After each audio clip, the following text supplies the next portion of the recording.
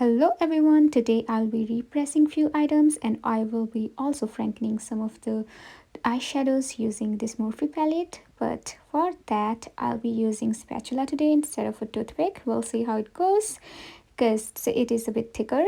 Now let's scrape our first palette. It's my Van That palette, or I'd say one of the palettes in my Van Those Palettes project Van. So I will be repressing two eyeshadows completely here, and then I will scrape off edges of three of the eyeshadows because I want to hit those side pans, but they are super thin, so I figured it'll be better if I just scrape those tinier parts and push them to the middle just for ease of use. So that's what I'm doing right here. Scraping it is so much fun. This is how it's looking like after all scraped out, and now I'll be adding alcohol in here. So I tend to add a little bit more alcohol because then it dissolves all of the tiny particles properly and it helps with smoother repressing. I know it could be controversial, but personally I have not seen the formula changing. I'm also using like 70% alcohol in here. I have 90% alcohol, but I am still having my older 70% alcohol that I want to go through before I switch to 90% one. But yeah, I will keep you guys posted in my project van updates if I notice any sort of formula change. I don't know why I'm trying to press it with my fingers. I think I put a little too much alcohol. Anyway, it's all just surface level. It's going to go away after it dries out. So I'm just kind of pressing it with this napkin and it helps to absorb the excess alcohol. Oh, this dark taupe has a blue tint. It's really weird. I would have never guessed that. So this is how it's looking like after pressing. And now let's repress this e.l.f. bronzer. I know I said it in my project pan update that I'm not looking to repress it yet, but it's getting super thin from the sides and I figured while I'm repressing other stuff, I might as well just repress this one as well. Instead of repressing the entire product, I'm only going for the thinner edges because I can then break them down and push them towards the center, because that is, I guess, better than repressing the entire product. I mean, I could have done that, but product kind of moves a bit slower after repressing, so I still want to see the progress on this bronzer. And also I did not know if there would be any sort of change in the color, because sometimes when you put alcohol and you absorb the excess with a napkin or something, like let's say a cloth, it also absorbs the pigment from the bronzer. I did not want it to make it lighter, so I didn't want to take my chances, and that's why I did that. Now I'm just gonna repress it. Again, I'm carefully putting alcohol on the broken part. I'm trying to avoid the bigger side that I did not break down as much as possible, but of course some alcohol is definitely going to sweep in there, which is fine. And now let's make Franken eyeshadows using these two palettes. So the first one is this purple eyeshadow.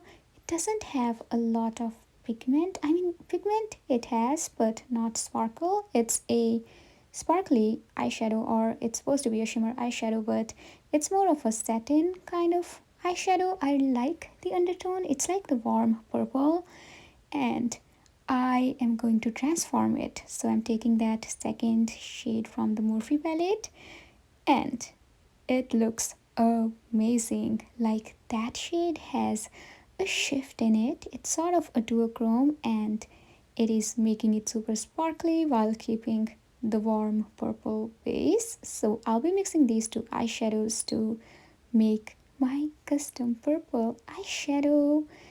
I'm just trying to maybe put some other eyeshadow that's called otherworldly, but I really don't like the gold, so I'm gonna skip it. So it'll only be these two eyeshadows that we previously swatched. And now let's swatch these two together. This one is called Spiced Rum. It is again supposed to be a shimmer eyeshadow, but it's more of a satin, but it has a brick sort of red shade, and I want to transform into something orange. Look at this already. It's like my perfect fall shade. I'm kind of doing a voiceover, and after repressing, or I'd say frankening it, I'm wearing this eyeshadow all the time. I've been wearing it consistently ever since I made it. I'm not even joking, it's so pretty. Now let's try pairing this pink sort of shimmer on top of the red shade. I'm just curious how it would look like. Like, would it be a little bit more pink leaning red, or it would be something that I don't expect it to be? I mean, I like how it's looking like, but I don't wear reds that often. It is definitely pulling red rather than a pink because it has a strong warm base. So let's try to lighten it a little bit. No, I'm just going to be sticking with these two eyeshadows. This is how this shimmery pink is looking like in comparison. Oh, it's pulling more deeper than it looks in the pan. Trying to make it a little bit pink, no effect. So we'll just stick with these four eyeshadows for now. I'm going to Franken another blush from this palette, and I have this eyeshadow in my project pan. I'm trying to use it as a blush, but it's too dark for me. I'm gonna give it a swatch, and that is the main reason that I'm not wearing it as a blush, because it pulls really deep and it looks like a bruise on my face. To be honest, I have to be very light-handed, so we'll see what we can do with this eyeshadow. I really like warmer blushes, like blush and bronzer combos, so I would go with this eyeshadow. I think it makes it look a little bit more lighter and it's gonna blend with my skin tone better. So yeah, we'll also make a blush. I'm trying to scrape the product from top of the eyeshadow instead of just taking it all the way through, because I don't want to use a lot of this one. It is a very dark eyeshadow and it would be challenging to make it appear lighter, especially when I'm not using a white shade. So let's scrape this one as well. I used it in my Franken bronzer earlier, that's why we hit pan on this one, because there wasn't a lot of product remaining in here, but let's mix both of them. So easiest way to get the product out is putting them both in a piece of paper and then just using that paper as a funnel. It is less messy in my opinion. It is looking dark because the other eyeshadow that I poured here, it was also darker. I don't know how I feel about it. Good thing is that I'm not using a lot of it, so I might be able to mix it with my powder that's on the side.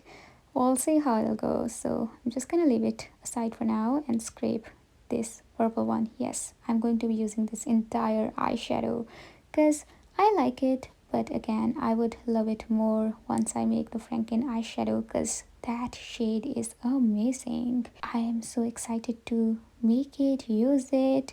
I usually don't Franken a lot of product, but in this case, I'm just so excited. So we're gonna fill up this entire pan.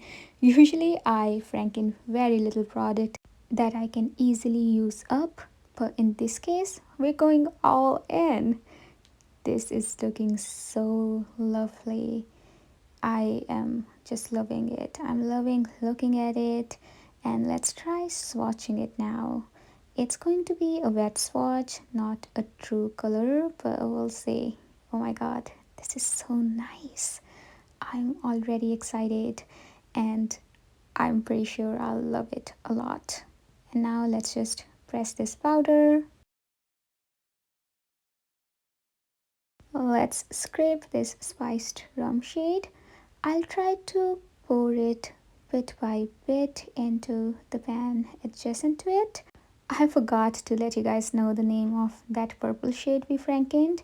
That one is called Destiny, and the eyeshadow we frankened it with is called Special Effect. I mean, that eyeshadow is special. This one, the golden one, is called Otherworldly. I hit pan on this one in my pan those eyeshadows earlier this year, so I've only scraped the top of that eyeshadow.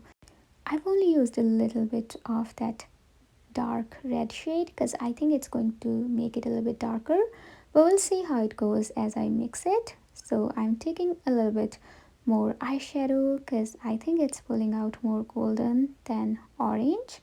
I would not mind it being more orange than golden because golden is not my favorite color either. So I would love it to be an apparent orange color. I think we're getting there, and let's just mix it and we'll see how it would turn out, which I'm pretty sure it'll be awesome. I'm frankening shades after such a long time. It's been years, I think. So I'm really excited for both of these eyeshadows, and let's press them. So there's a lot of sparkle that's being transferred onto the piece of paper that I'm using. I'm using a napkin, so I'll try to swatch the napkin and we'll see if there's any sort of difference. It's looking purple here, like more purple, but I'm sure it'll be more sparklier than it looks like here. And it is the next day. Both of these eyeshadows have dried out and they look so sparkly, so good. Let's try to swatch them. I'll also insert eye swatches. They look super sparkly. I'm loving them. I didn't have any base makeup or any sort of eye primer. They still looked amazing. And they are looking super sparkly under sunlight. These are the perfect fall colors in my opinion. Purples and oranges. This is red for comparison. I mean, look at how much sparklier the Franken is. Let's also swatch our Franken blush. It looks deeper in the pan, but gladly we didn't Franken that much. But it swatches alright. It doesn't look as dark. It more or less, I'd say, looks like a bronzer. Well, I guess that's what I was going for. It's still a lot lighter than this eyeshadow. So yeah, I think I can work with it if I use a light hand. Under sunlight, the repressed palette Top It Up is also looking great. So I'm so excited to reach for it. And I think I'll be able to make significant progress on these three eyeshadows. I have to use the middle parts that I repressed in there. So yeah, we'll see how it goes. And repressed bronzer is also looking great. Maybe it's just under sunlight. There's a golden glow. I hope you guys enjoyed this repressing and frankening session. I sure did because I got these two amazing eyeshadows out of this. And that's all I have for today's video. Thank you so much for sticking with me until the end. I hope you have a wonderful day or night, depending on when you're watching my video, wherever in the world you are. I will see you in my next one. Until then, take care. Bye.